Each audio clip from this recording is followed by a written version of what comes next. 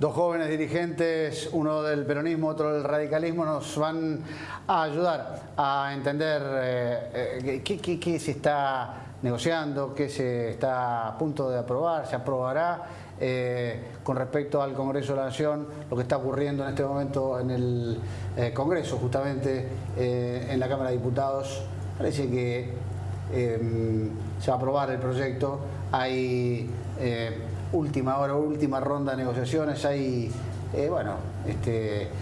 ajustes de reacción, atención con eso, porque entre las negociaciones puede haber ajustes de reacción para que sea más digerible y consecuentemente tenga mayor cantidad de votos la aprobación. Desde mi criterio no peligra el acuerdo se va a votar, la oposición verá si entre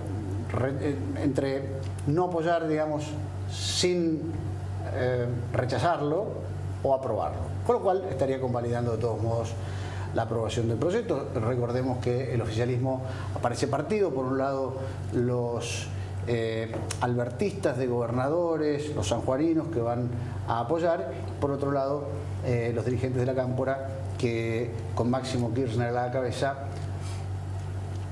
estarán, se irán y aparentemente no hablarán.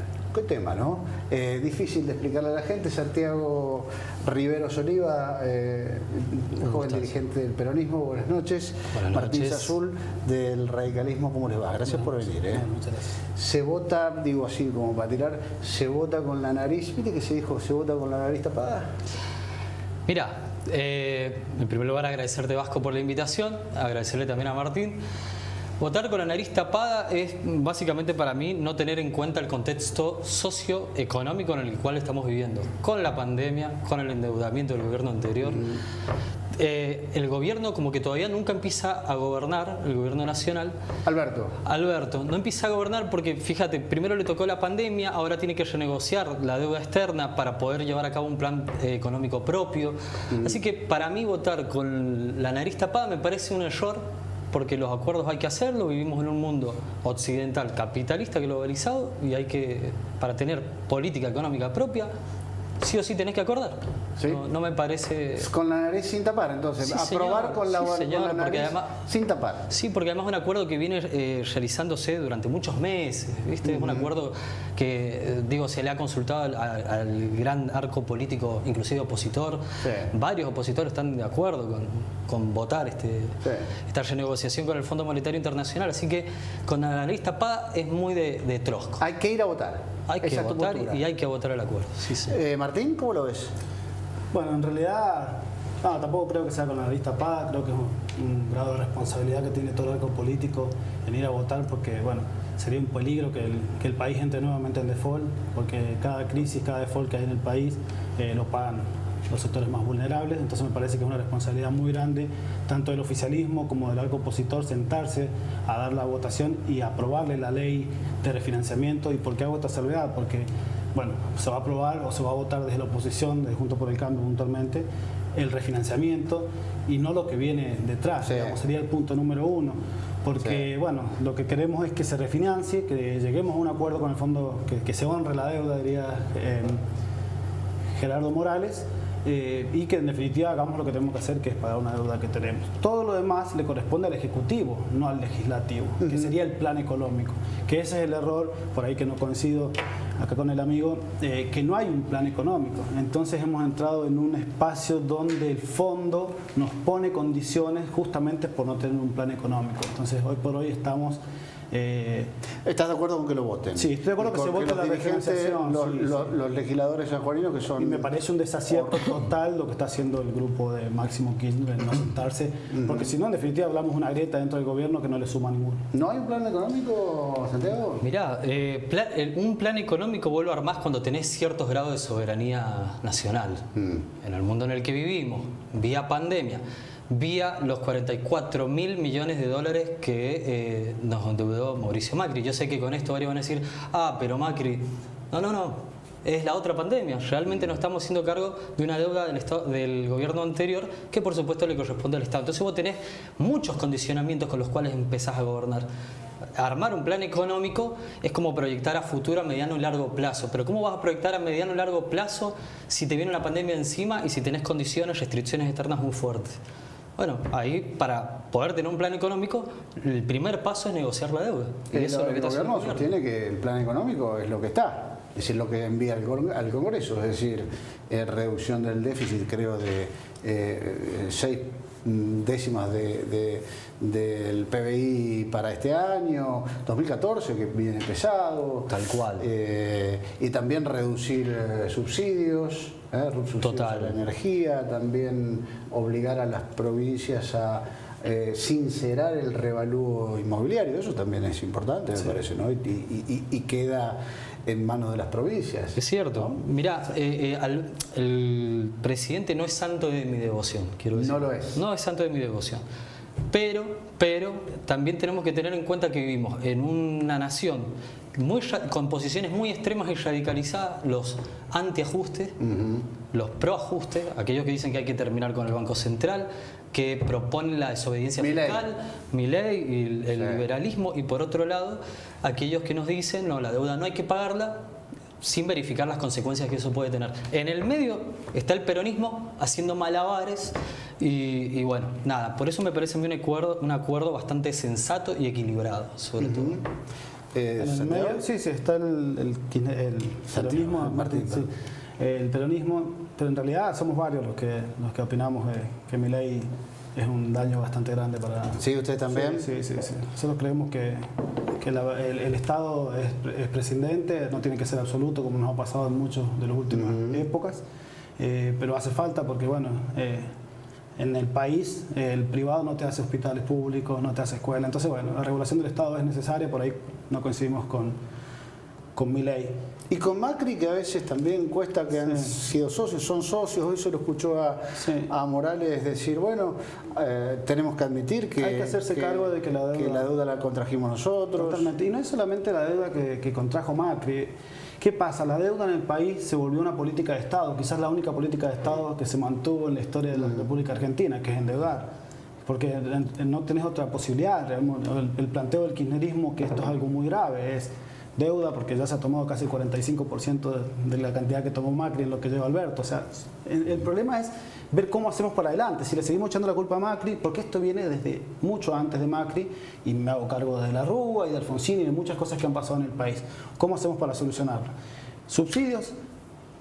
En realidad lo que ha pasado con los subsidios, y esto es uno de los grandes problemas que vamos a tener ahora, es lo que va a pasar con las políticas energéticas, porque hay más subsidios pero no hay inversiones. Sí. En este país se subsidia pero no hay inversiones, y ahora nosotros estamos importando el gas. Con el precio, ahora con la guerra que hay en Ucrania, los precios se van a disparar. Sí. Hay que ver cómo vamos a hacer para pasar este invierno. Hay muchas cosas que hay que tener en cuenta, no solamente el acuerdo, por eso hay que ver los puntos chicos que se ven, la letra chica. ¿Pero cómo es posible que se subsidie a consumidores de Palermo, que es lo que estamos descubriendo ahora? Cuesta encontrarle sentido común, racionalidad, y efectivamente pasa, ¿no? Porque cuando dicen, Chile, vamos a eliminar los subsidios a San Isidro, ¿cómo a San Isidro? Y sí, San Isidro. Y uno que está en esto desde hace un tiempo, recuerda que desde hace tiempo se viene manejando, sí, que hay que sacar los subsidios, que hay que hacerlo, y nunca se hace. Finalmente hay que hacerlo con la soga al cuello del FMI, parece ser, ¿no? Es cierto, es cierto. Bueno, yo creo que tiene que ver con una cuestión muy cultural. Digamos, muchas veces, me parece a mí, esto es opinión personal, por supuesto, los gobiernos están supeditados también a cierta agenda de la opinión pública. Ajá. Y ahí los medios tienen algo que ver. Pero en la opinión pública, muchas veces esto está súper estudiado, cuando uno va a Gramsci, a ese tipo de autores, también algunos autores dentro del psicoanálisis, como Jorge Alemán, ves cómo muchas veces hay una subordinación, podríamos decir, mental, de los intereses, de intereses que no son propios muchas veces, una defensa de intereses que no son propios. Te pongo un ejemplo, el impuesto a las grandes riquezas. Sí. Fue algo de lo cual no se pudo avanzar, muchas medidas cautelares avanzaron en favor de los privados. Digo, ¿se avanzó con eso? O sea, se avanzó, pero hubieron muchas medidas cautelares que, bueno... Sí, varias acá también. Pero si vos le preguntabas a la opinión pública, digamos, y la opinión pública te decía, no, ¿y por qué un privado tiene que pagar algo que ganó trabajando?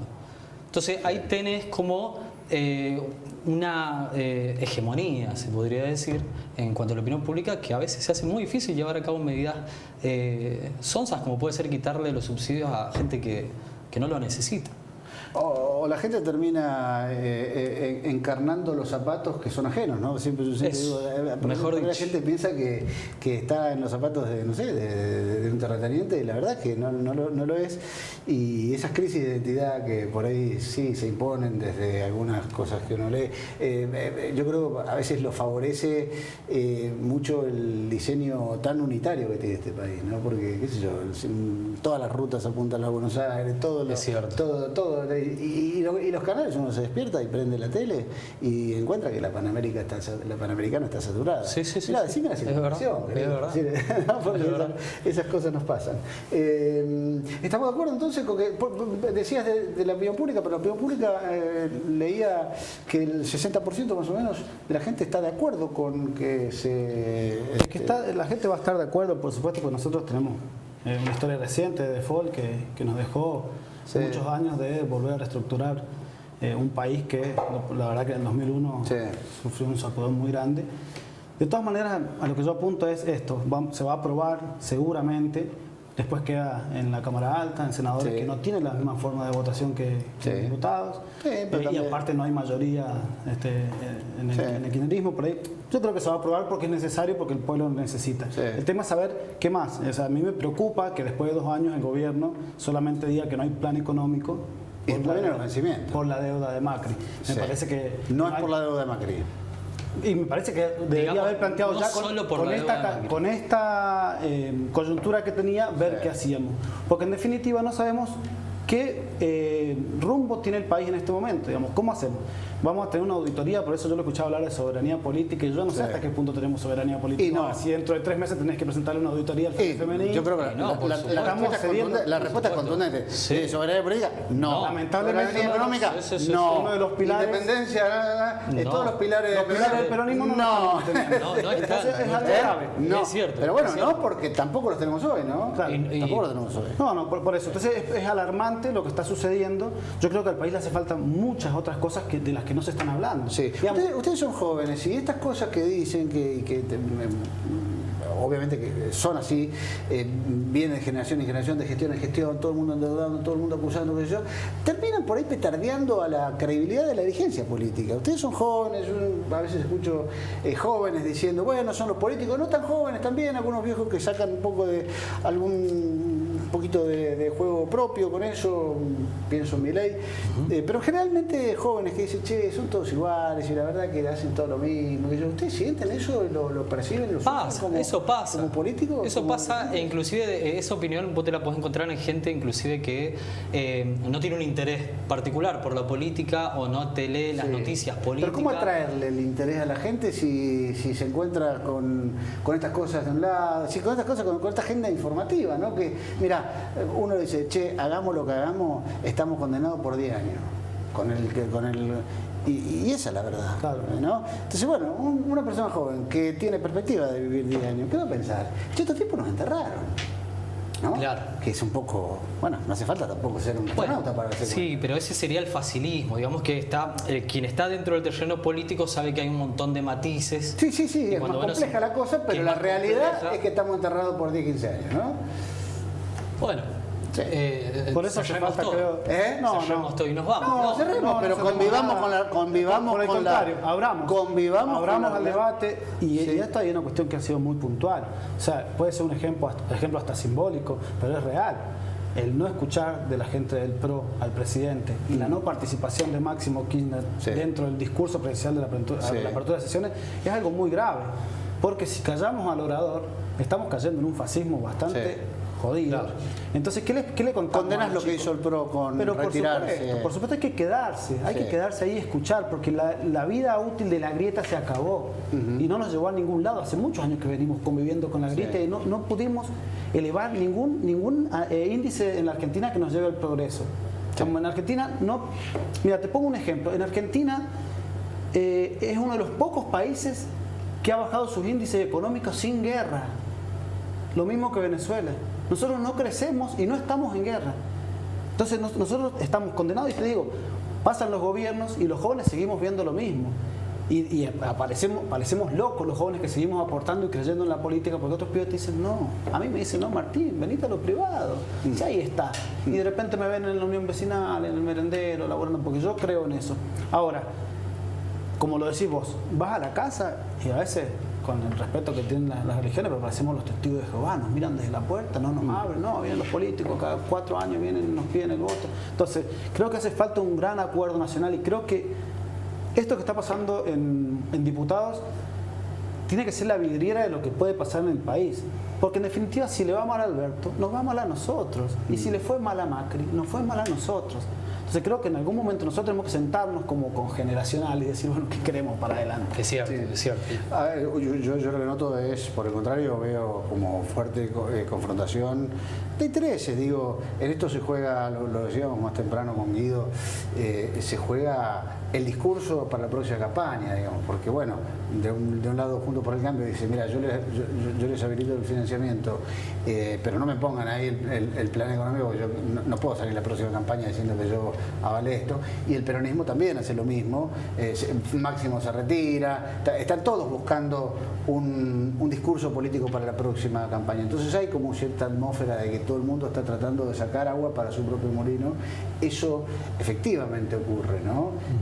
Uno dice, sí, qué lindo, qué bien suena que haya un buen acuerdo, que yo, pero en realidad uno ve Juntos para el Cambio plagado de internas, el peronismo plagado de internas y después la confrontación general. Entonces es como que la realidad un poco nos pone un semáforo amarillo en eso, ¿no? Sí.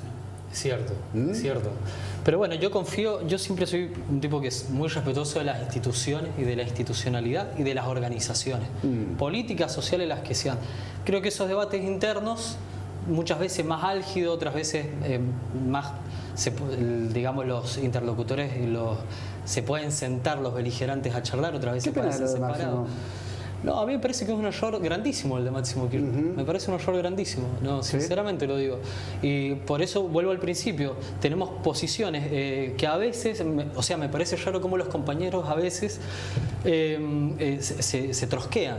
Sí. Por decirlo mal y pronto claro, como se ponen fundamentalistas, claro, de que esto o nada. Claro, porque vos podés, como vos decías, Vasco, podés estar cuidando tu propio molino, y está bien, lo comprendo, digamos, pero también hay una institucionalidad que es más que uno, y que se llama Nación Argentina, y que uno tiene que ser muy responsable, uno no es importante al lado de la nación. Cortita, Alberto dijo hace un rato que estamos en su primer mandato, con lo cual entiendo que si es primer mandato albergará la expectativa de que haya un segundo, que tiene como posibilidad de ser. ¿Lo bancás si fuese candidato? Veremos en su momento cuáles son los acuerdos que realiza. Yo creo que Alberto tiene ahora, con este acuerdo, si lo termina de sellar y demás, tiene la posibilidad de mostrar para qué vino a gobernar y en serio que... ¿Y qué otro si no? Bueno, veremos. Que se vayan presentando los candidatos y vamos midiendo. Martín, no te pregunto por Alberto, te pregunto por los de Juntos por el Cambio. Sí, hay varios también. El libro El primer tiempo de Mauricio Macri también implica que podría haber un segundo tiempo. Pero también está Larreta, Bullrich, en fin. Y estamos los radicales. Sí, también. Está Gerardo Morales, que ya dijo. Es raro que Macri haya sacado un libro primer tiempo cuando vivió de tercer tiempo. Vivió del tercer tiempo ese tipo, pero bueno. Se está armando, se está reestructurando el Partido Radical, probablemente hablar de eso, los gobiernos provinciales, Morales, está Cornejo también. Suárez, Cornejo, muy interesante, Facundo Manes, que está haciendo un recorrido muy interesante en el país. Yo creo realmente que Juntos por el Cambio va a gobernar el país desde el 2023, que le hace falta, habiendo aprendido de todos los errores que cometimos en el gobierno de Macri.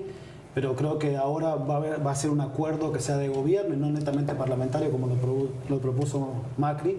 Hace falta el radicalismo, creo que hemos estado en cada una de las épocas donde el país nos necesitó para la democracia y hoy nos hace falta llevar al país a que sea una revolución nueva de algo que nos haga llegar a buen puerto una buena vez para todas, para nosotros, para vos, para los hijos. Me parece que hace falta que haya un cambio de hoja en el país. Chicos, les agradezco mucho que hayan venido. Gracias, Vasco. Una gran predisposición, además da gusto escuchar gente joven, preparada y dando el debate. No hay caso, estos chicos no se pelean. No hubo forma. Santiago Rivera del peronismo y Martín Sazul del radicalismo estuvieron en Para las Rotativas. Pausa, estamos de vuelta.